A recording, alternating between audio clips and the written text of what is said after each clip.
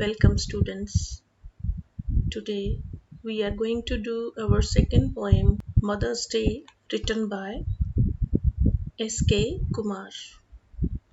Let's read something about the poet first. Shiv K. Kumar. Shiv K. Kumar was born in Lahore, British India in 1921. He matriculated from Dayanand Anglo-Vedic High School in 1937. Shiv K. Kumar ਅਣਵੰਡੇ Bharat Britishers ਦੇ rule ਦੇ under ਜਦੋਂ ਭਾਰਤ ਹੁੰਦਾ ਸੀ ਤਾਂ ਉਦੋਂ ਵਾਲੇ ਭਾਰਤ ਦੇ ਲਾਹੌਰ ਦੇ ਵਿੱਚ 1921 ਵਿੱਚ ਉਹਨਾਂ ਦਾ ਜਨਮ ਹੋਇਆ। ਉਹਨਾਂ ਨੇ 1937 ਵਿੱਚ ਦਇਆਨੰਦ ਐਂਗਲੋ ਵੈਦਿਕ ਹਾਈ ਸਕੂਲ ਤੋਂ ਮੈਟ੍ਰਿਕ ਕੀਤੀ।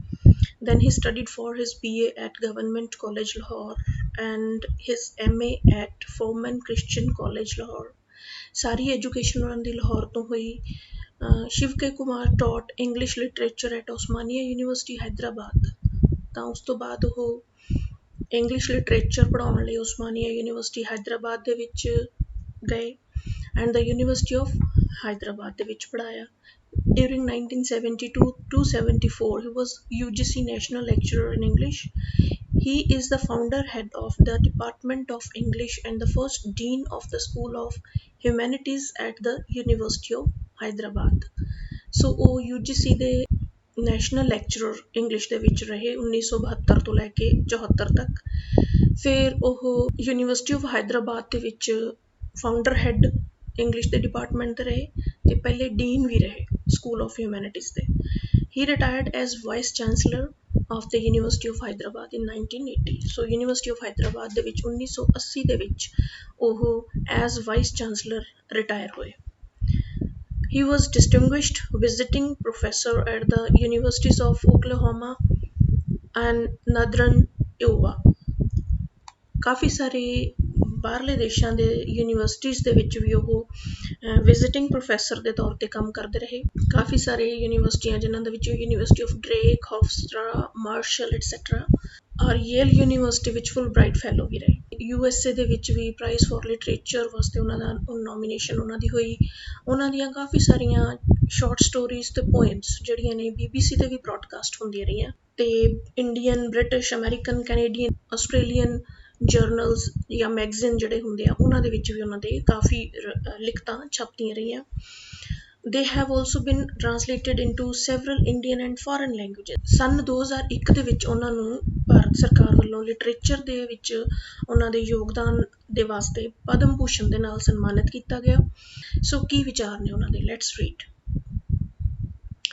We do it differently in this dark continent, not just once a year, a string of spurious verses ensconced in bouquet shaped like a Chinese house of dreams.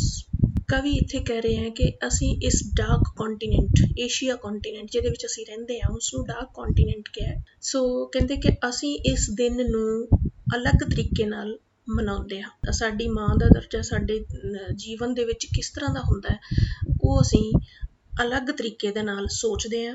ਅਸੀਂ ਬਿਲਕੁਲ ਬਨਾਵਟੀ ਤਰੀਕੇ ਦੇ ਨਾਲ ਇਹ mothers ਡੇ ਨਹੀਂ ਮਨਾਉਂਦੇ ਕਿ ਕਾਰਡ ਬਣਾ ਕੇ, ਬੁਕੇ ਬਣਾ ਕੇ, ਫੁੱਲਾਂ ਦਾ ਗੁਲਦਸਤਾ ਅਤੇ ਉਹਦੇ ਵਿੱਚ ਉਹਨੂੰ ਪੇਸ਼ ਕਰ ਦਈਏ ਮਦਰਸ ਡੇ ਵਾਲੇ ਦਿਨ ਅਤੇ ਇੱਕ ਸੁਪਨਿਆਂ ਦਾ ਘਰ ਜਿਹਾ ਸਜਾ ਕੇ ਉਸਨੂੰ ਸੁਪਨੇ ਦਿਖਾ ਦਈਏ। ਸਿਰਫ ਇੰਨਾ ਹੀ ਕਾਫੀ ਨਹੀਂ ਹੈ। My mother is more demanding. ਮੇਰੀ ਮਾਂ ਮੇਰੇ ਤੋਂ ਹੋਰ ਜ਼ਿਆਦਾ ਇੱਛਾ ਰੱਖਦੀ ਹੈ।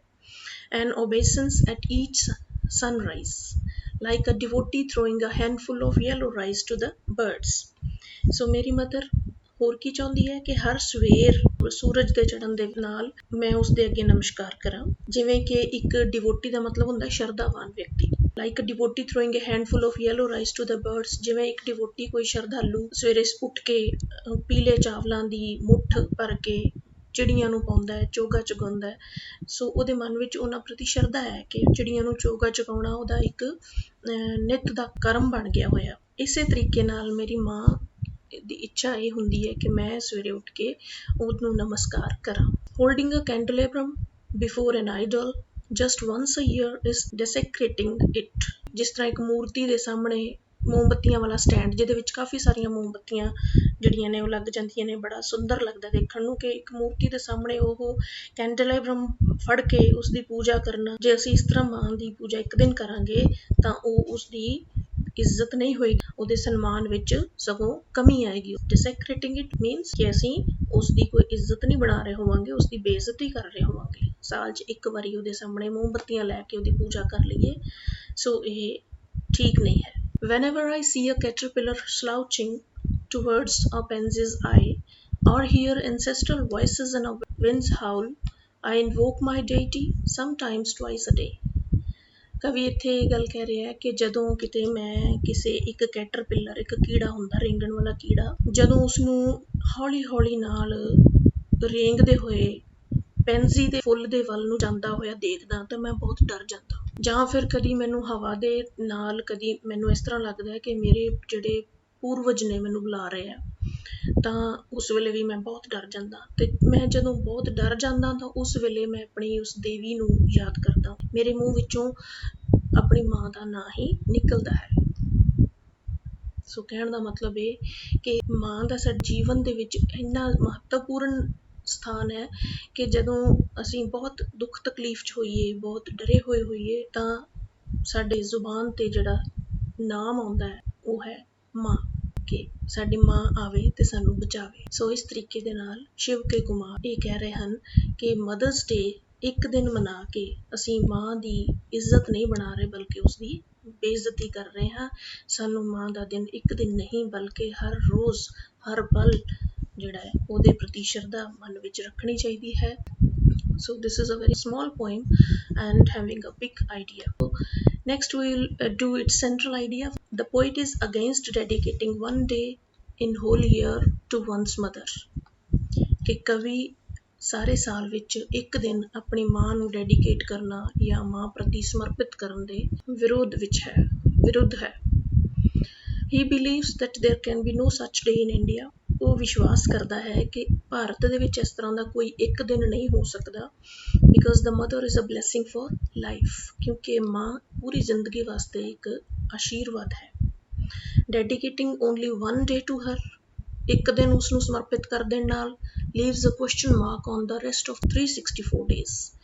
ਬਾਕੀ ਦੇ ਸਾਲ ਦੇ ਜਿਹੜੇ 365 ਚੋਂ 364 ਦਿਨ ਹੁੰਦੇ ਆ, ਉਹਨਾਂ ਤੇ ਫਿਰ ਕੁਐਸਚਨ ਮਾਰਕ ਪੈ ਜਾਂਦਾ ਹੈ ਕਿ ਉਹਨਾਂ ਦੇ ਵਿੱਚ ਅਸੀਂ ਹੁਣ ਉਸ ਦੌਰਾਨ ਕੀ ਕਰਨਾ ਹੈ। We pay obeisance to our mothers twice a day, each day of the year, and that's her right.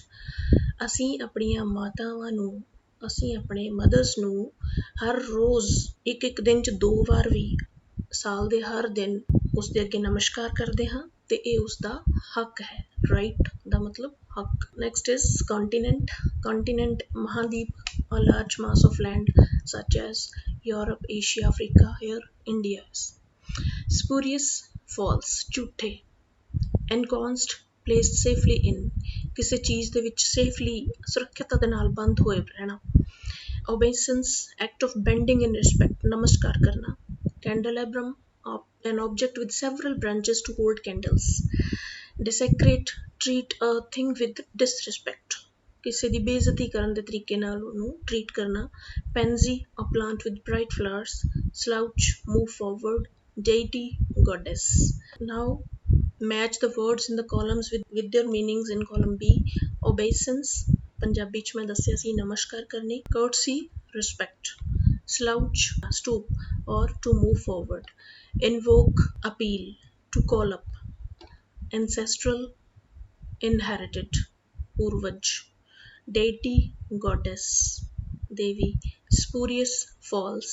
Desecrate, violate or mean disrespect, बेइज्जत. So next is read the following lines and mention the figure of speech used in them. Figure of speech, simile, metaphor or personification. Simile ਬੇਟੇ ਉੱਥੇ use ਹੁੰਦਾ ਜਦੋਂ ਦੋ words ਨੂੰ ਧਿਆਨ 'ਚ ਰੱਖਣਾ, ਲਾਈਕ ਲੱਗਿਆ ਹੋਵੇ ਜਾਂ ਫਿਰ as ਲੱਗਿਆ ਹੋਵੇ। ਇਹ ਦੋ ਵਰਡਸ ਲਗਾ ਕੇ ਜਦੋਂ ਅਸੀਂ ਤੁਲਨਾ ਕਰਦੇ ਹਾਂ ਤਾਂ ਉਹ ਫਿਗਰ ਆਫ ਸਪੀਚ ਨੂੰ ਕਹਿੰਦੇ ਆ simile.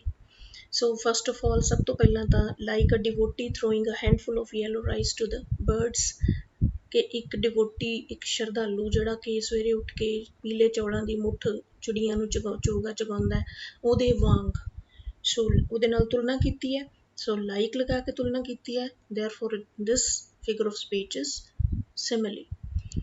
I invoke my deity. ਮੈਂ ਆਪਣੀ ਦੇਵੀ ਨੂੰ ਯਾਦ ਕਰਦਾ ਹਾਂ। ਇੱਥੇ ਦੇਵੀ ਕੌਣ ਹੈ? ਮਦਰ। ਮਦਰ ਦੀ ਤੁਲਨਾ ਦੇਵੀ ਨਾਲ ਕੀਤੀ ਹੈ ਜਾਂ ਮਦਰ ਨੂੰ ਦੇਵੀ ਕਿਹਾ ਹੈ। So this is metaphor. Bouquet shaped like a Chinese house of dreams. ਇੱਥੇ ਫਿਰ ਲਾਈਕ ਯੂਜ਼ ਹੋਇਆ, this is simile. Dash here ancestral voices in a winds howl. So ਇੱਥੇ ਵੀ ਜਿਹੜੀਆਂ ਹਵਾ ਦੇ ਨਾਲ ਐਂਸੈਸਟਰਲ ਵੋਇਸਿਸ, ਪੂਰਵਜਾਂ ਦੀਆਂ ਆਵਾਜ਼ਾਂ ਸੁਣਦੀਆਂ ਹਨ। ਅਸਲ ਵਿੱਚ ਤਾਂ ਪੂਰਵਜ ਨਹੀਂ ਉੱਥੇ ਆ ਕੇ ਉਹਨੂੰ ਆਵਾਜ਼ਾਂ ਮਾਰ ਰਹੇ, ਉਸਦੀ ਇਮੈਜੀਨੇਸ਼ਨ ਹੈ। ਸੋ ਉਹ ਉਹਨਾਂ ਯਾਦਾਂ ਨੂੰ ancestral voices ਕਹਿ ਦਿੱਤਾ। So this is also metaphor. Metaphor is a figure of speech in which there is an indirect, implied, hidden comparison between two things that share a common quality. So ਦੋ ਚੀਜ਼ਾਂ ਜਿਨ੍ਹਾਂ ਦੇ ਵਿੱਚ common qualities ਹੋਣ, ਉਹਨਾਂ ਦਾ indirect ਤਰੀਕੇ ਦੇ ਨਾਲ ਇੱਕ ਦੂਜੇ ਦਾ ਨਾਮ ਦੇ ਦੇਣਾ ਉਸਨੂੰ metaphor ਕਹਿੰਦੇ ਆ।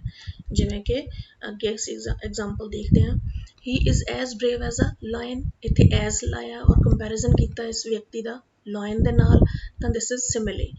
ਜੇ ਉਸਨੂੰ ਸਿੱਧਾ ਹੀ ਲਾਇਨ ਦਾ ਨਾਮ ਦੇ ਦਿੱਤਾ, he is a lion, then this becomes a metaphor. That man is like a saint, simile. ਔਰ ਜੇ ਉਸ ਆਦਮੀ ਨੂੰ ਸੇਂਟ ਹੀ ਕਹਿ ਦਿੱਤਾ, ਉਸਦਾ ਨਾਮ ਦੇ ਦਿੱਤਾ, then this is a metaphor. So I hope ਤੁਸੀਂ ਅੰਡਰਸਟੈਂਡ ਕਰਕੇ ਹੋਵੋਗੇ simile and metaphor ਦੇ ਵਿੱਚ difference. So next we will move to this stanza. Read the following lines and answer the questions that follow. My mother is more demanding and obeisance at each sunrise, like a devotee throwing a handful of yellow rice to the birds, holding a candelabrum before an idol just once a year is desecrating it. Questions. What does my mother demand? First two lines ਦੇ ਵਿੱਚ ਇਹਦਾ answer ਹੈ ਕਿ ਮੇਰੀ ਮਾਂ ਮੇਰੇ ਤੋਂ ਕੀ ਚਾਹੁੰਦੀ ਹੈ। ਮਾਈ ਮਦਰ ਡਿਮਾਂਡਸ, ਜਿਸ ਤਰ੍ਹਾਂ ਦਾ ਬੇਟੇ ਕੁਐਸਚਨ ਹੁੰਦਾ ਹੈ ਉਸੇ ਤਰੀਕੇ ਦਾ ਹੀ ਆਨਸਰ ਬਣਾਉਣਾ ਹੈ। ਜੇ ਉੱਥੇ ING ਲਗਾਇਆ, ਤੁਸੀਂ ING ਨਹੀਂ ਲਗਾਉਣਾ, ਤੁਸੀਂ ਇੱਥੇ ਪ੍ਰੈਜ਼ੈਂਟ ਇੰਡੈਫੀਨਿਟ ਟੈਂਸ ਦੇ ਵਿੱਚ ਹੀ ਆਨਸਰ ਦੇਣਾ ਹੈ। My mother demands an obeisance at each sunrise. Next, list two things mentioned by the poet we are supposed to do at sunrise.